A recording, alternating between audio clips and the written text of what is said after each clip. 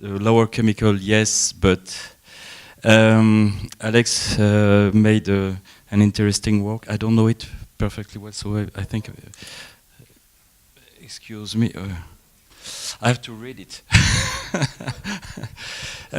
It's a case study based on real vineyard farms in Bordeaux, and the data were collected by our colleagues from the Chambre d'Agriculture, and the study is based on a vineyard which is characterized with some figures, 25 hectares.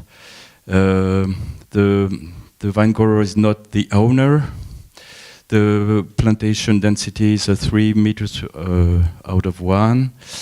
The average yield is around 50 hectoliters per hectare. The study takes into account the employment, 16 to 18 euros in the vineyards, 23 euros in the cellar, and the vine is sold in the bottle.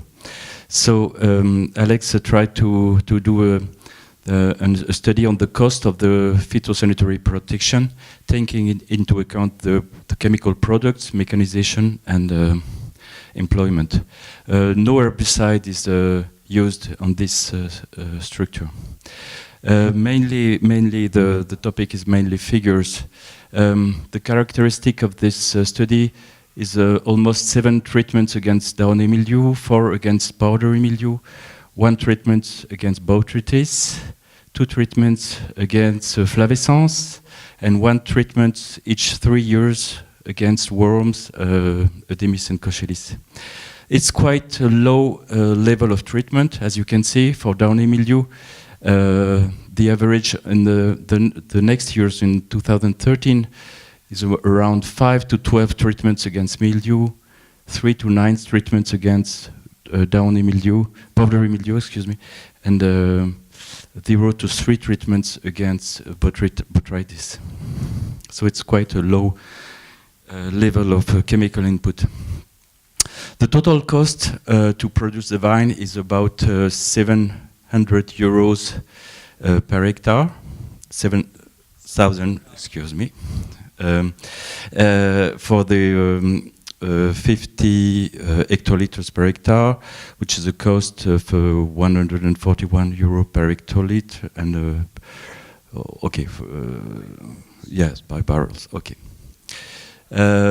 The cellar cost is about 1,400 euros, and so the total cost in the vineyard is 5,600 euros.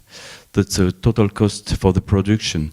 If we look closer, 1,500 euros for papers, administrative, and so on, and the technical cost is 5,000 euros. And this cost is mainly composed by the salaries of the employers, mechanization 25%, and the chemicals is just 21%. And in this cost, total technical cost, the cost due to the phytosanitary protection is here, represented per hectare, which is 700 euros per hectare.